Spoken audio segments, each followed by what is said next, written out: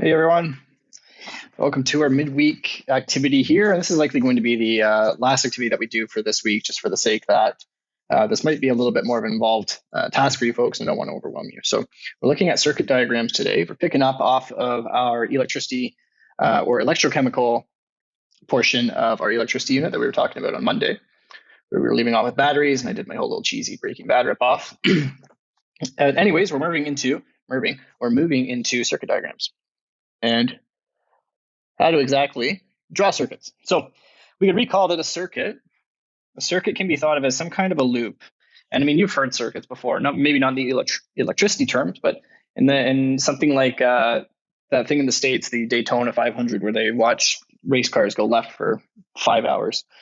Same idea. All those race cars are essentially following a circuit, and that's what they actually call it. They call it a circuit, and which we can think of just as basically a loop. So kind of some kind of loop that repeats over and over and over again. When you watch race cars go over and over and over again, they obviously just go in that oval shape, or maybe there's a like a Forza Motorsport or something. They have a kind of set track that they're going to go around. It doesn't have to be exactly an oval or a circle. And that current, just like with the racetrack, there'd be cars running on that circuit. It can include other things, be it like electricity, obviously, and other things like water. And so when we're discussing the flow of electricity within a circuit,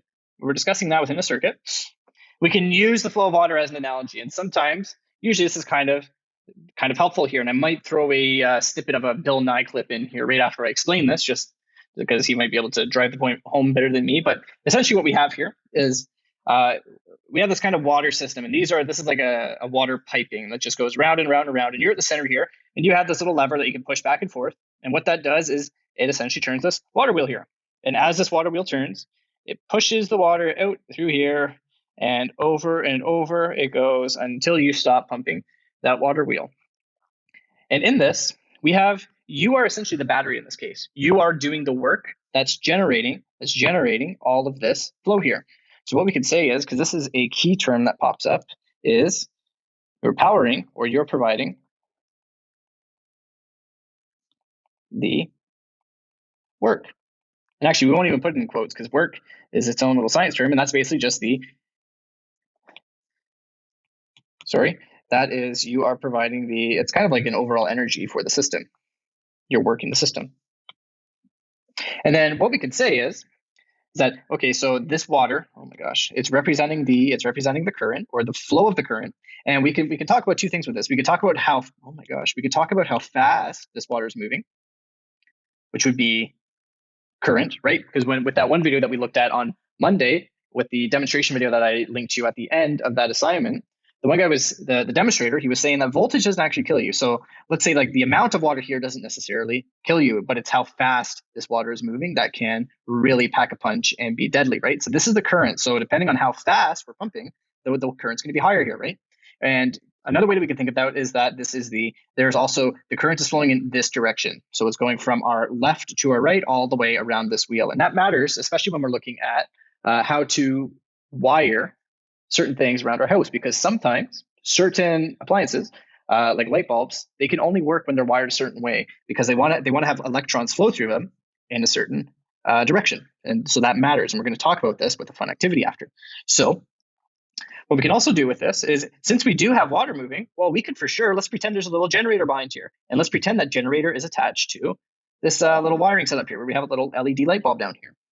And what we can do, well, we're essentially utilizing this water current here, and it's flowing through this generator, causing the generator to spin, which is generating some electricity over here. So that's just one way that we could tap into using current or flow from a substance that isn't necessarily electrical and turn it into something that is electrical, right?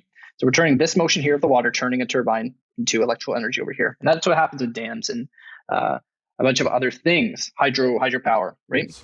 Take a look at this. It's our battery-powered electrical circuit of science. We're going to run this big light with this big battery. Watch. Attention, Nilab. See, right now, electrons can flow from this side of the battery, through this wire, through the switch, through this wire, into the light, and back to this side of the battery. They're flowing in a closed path, what scientists call an electrical circuit. Now, circuit, that's from an old word for go around. So electrons, right now, can go around an electrical circuit. The flow of electrons is a lot like the flow of water. No kidding. Watch. When I operate this great big water pump of science, water goes through this hose into this box and makes this water wheel go around. And it goes out the other side and through this hose back to the pump. It's a closed path for the flow of water. It's a water circuit. It's just like the flow of electrons through an electrical circuit.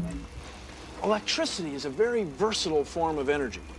The same electrons that are making the light up are making a motor go around. See, electricity can do all kinds of different jobs, and they're all done with electrons. Super useful. So can we represent this another way? So we have some kind of like powerhouse here that's powering a light bulb.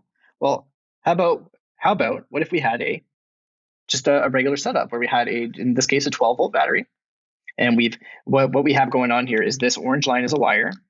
So this is our wire, and we have little electrons all around here that are flowing through this wire here, and these electrons are flowing around and they're powering a light bulb over here.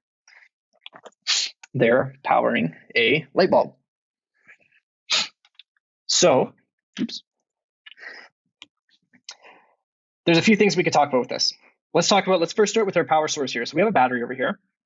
And on this battery, in every battery that you have to flip it in the right direction, right? That direction matters because we need to set up our positive and negative terminals to the right area.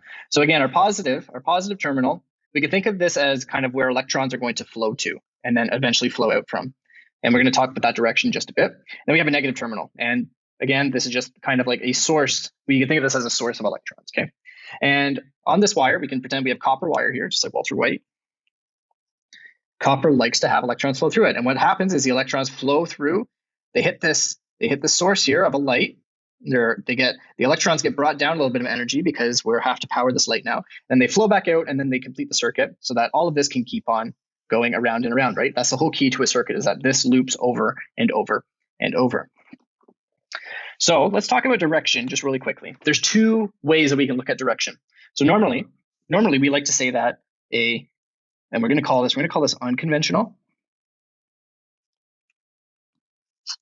Call it unconventional flow is when electrons go from the negative terminal to the positive terminal. This is known as unconventional flow, and we can represent this as similarly as we were talking about the direction of water over here. We're doing the same thing here where we're talking about the flow of electrons. And the unconventional flow says that electrons go in this direction. Flow of electrons. So from the negative terminal to the positive terminal. And this is, again, unconventional. But it is a way to represent it. The more common one that you're going to see, especially if you choose to become an electrician or go into electrical physics or anything like that, there is the conventional flow. Oops. And the conventional flow, it goes the opposite way. It takes the electrons and it goes from the positive to the negative terminal. So we're essentially going from here, and this is actually the flow for electrons. So conventional flow of electrons.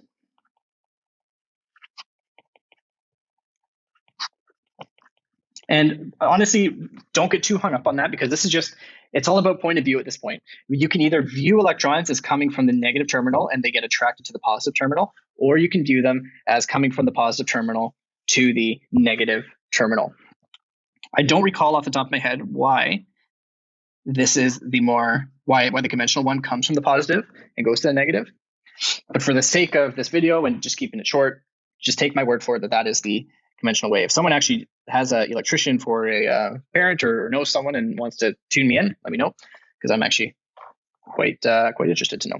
So this is a very detailed image of a current, and it's very pictorial. And there's other ways that we could draw this, which we're going to talk about in a bit. But what we can do, I'm just going to ask a few questions here. So let's say that we had this current, and then one day, for some reason, you were messing around in your basement and with this light, and you took some scissors trying to cut out some piece of drywall or something, and you accidentally cut a little piece of this wire here. What do you think is going to happen with the current? Or what do you think? Yeah, with the current or with the circuit? Well, you might already know this whole thing is just going to go out. You're going to turn out your light bulb, right? There's going to be no more light here because the flow of electrons can't go anymore. You've stopped it and it can't go all the way back. Yeah, electrons can make it to here, but they can't go. They can't actually complete their work and travel until that gap is filled. So that's what happens if we automatically cut a wire in a circuit. And then what we can also do is we can, let's say one day you wanted to actually control this so that you didn't want the light on all the time. What we can do, we can add something called a switch. And a switch looks something, and you're going to learn about these kind of on your own. Looks just like this. So kind of like that. And when this part of the switch is obviously down, that means that the current will flow and our light will go on. And when it's up like this, that means that there won't be any current at all. So this is called a switch. And I was kind of alluding to a different way that we can write this in a more exact way. And this is where it all comes down to current diagram symbols. So we have a bunch of stuff here, and this isn't as complicated as it looks. We have cells, and we have, so we'll break this down by component first. Let's see if we can redraw this diagram up here just with pure current symbol diagrams. So let's say, so hey, we have a battery here, right? We don't have a regular cell. A cell would be anything that's not a battery. We have a battery, so let's draw this battery in. And typically this is your positive end here, and this is your negative end over here. So let's draw our battery. So where do we draw our battery? We drew it on the left-hand side right there. So let's draw our battery. So what does our battery look like? Boom, boom. And actually, you can just draw a battery like that. It doesn't have to be all of those lines exactly. It can be just a combination of those lines. So here's our battery. Okay, it's a battery. And what else do we have in this? Well, we had a switch, right? We had a switch right here. So what would we say was a switch? Well, an open switch and a closed switch is right here. You don't have to draw both to show that it's a switch, but in order to show like whether something's on or off, then you obviously have to show like whether it's closed, whether it's open. In my case, let's just say that the switch is open. So when we draw a switch, we draw that colored in part, the little thing goes like that, and we draw another colored in part, and we keep our wire going, right? So this is our wire. And what's the next thing we hit? Well, we hit a light. Now on here, there isn't a light.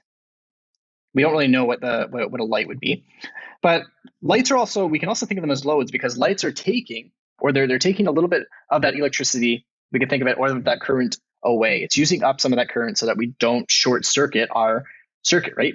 Otherwise things would get bad, it would overheat and it would just like catch fire, which isn't good. So normally when you draw a light, the actual symbol, it doesn't look like a light bulb at all. It's just a little circle with an X through it. So this is our light. We call this open switch. And then that was it, right? We just connected it back to the other end of our battery with a wire. So we just draw a straight wire for that. And that's our current. That's our current. So this is the circuit diagram. Sorry, I keep calling it current. This is the circuit diagram for our rig above. So very, very simple. And what I'm going to do now, I'm going to cut to my computer screen, and I'm going to show you exactly what the simulation software that you're going to run and how to use it, and then how to use that to help answer some of the questions that I'm going to give you on the homework that's going to be attached to this. So I'll see you there. It's going to do a quick cut here, and we'll return. Okay. So you hopefully should be seeing my screen here. You should be able to hear me. So this is the link that I'm going to send you we've used simulations like this before from PhET. Very, very useful stuff. And we're going to look at the circuit construction kit right now. And again, all of this is going to be very, very basic with what I'm going to be asking you to do. I'm not going to expect you to make some crazy, crazy circuits, but this kind of gives you a cool, just a cool way to get more of a hands-on version of this when we can't really meet in person, right? So what you're going to do, you're going to click that, and then we're going to go into, you have two options here. What we're going to do instead, we're going to go into just intro. And intro lets you to play around with a lot of the basic stuff in PhET. So what we have here is a very, very basic circuit construction piece or simulation, right? And what we can do, we can click on, you have a few different options here. So over here you have this battery looking icon, you have this kind of like what we drew before, this circuit diagram symbol. I'll talk about what those look like in a sec, but what I'm going to do, I'm going to show you just how this works. So over here you have all of your kind of different things that you could put down on your circuit.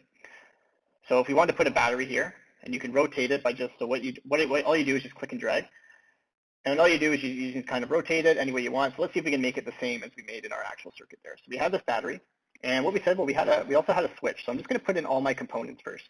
So we had a battery, we had a switch up here, and we also had a light bulb. Can we rotate the light bulb? I don't think we can. Oh, we can. We had a light bulb that was over here.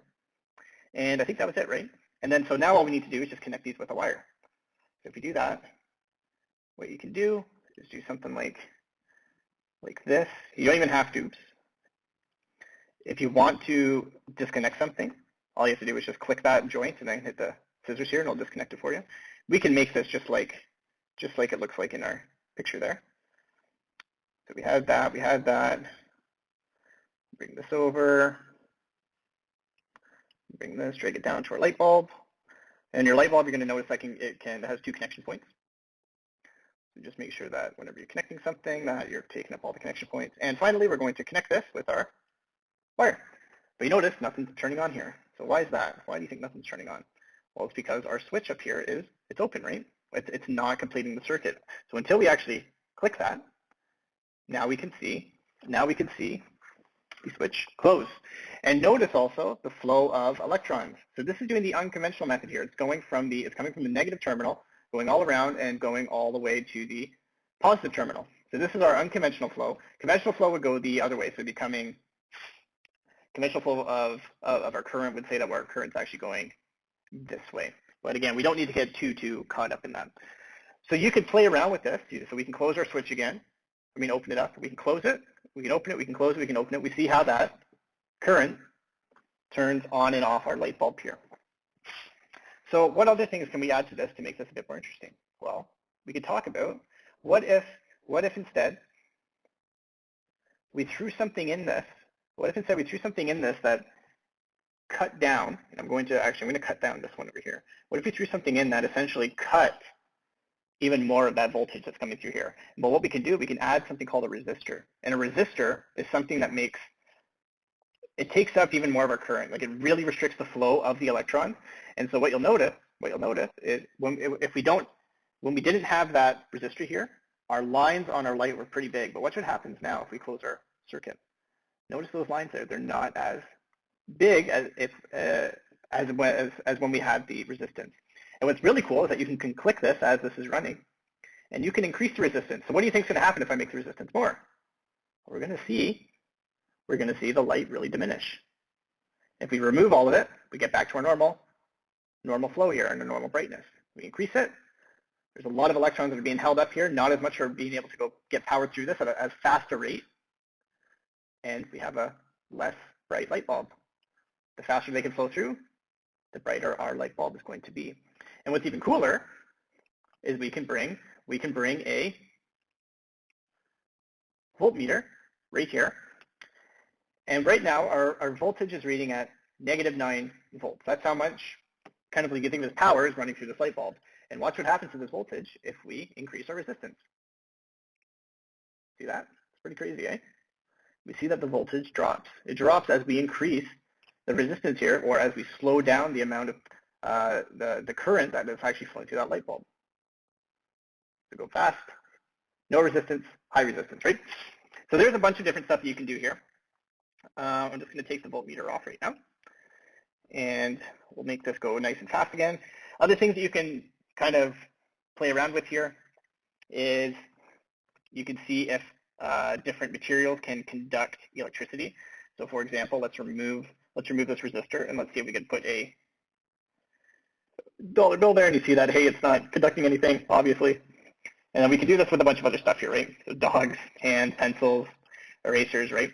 And this leads into a really good discussion on what's a conductor and what's an insulator. So I'm going to put in an assignment that you're going to just completely use this.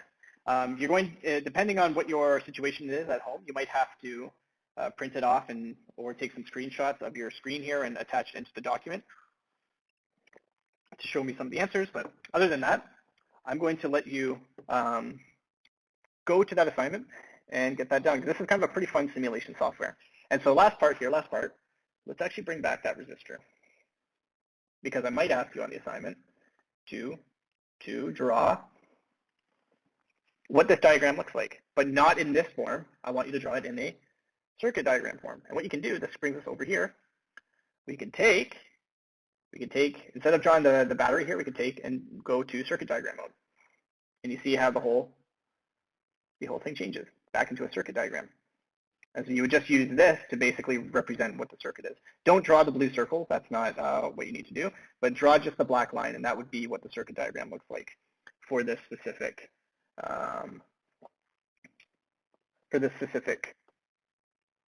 circuit here. Yeah. Okay. So that's it, folks. Yeah, this will be the last thing for this week, and I hope you all have a wonderful, wonderful week. If you haven't, please check out that update that I posted with the Excel spreadsheet of signing up for a time to come in. If you do want to come in for a specific time next week, you can do that, no problem. I will be located in the computer lab, and you can drop in anytime you want if you do need extra support. So that is it. I hope to see hopefully some of your faces next week, and that is it. Okay, so everyone, have a great rest of your week. Hope your classes are going well, and we'll reconnect next week. See ya.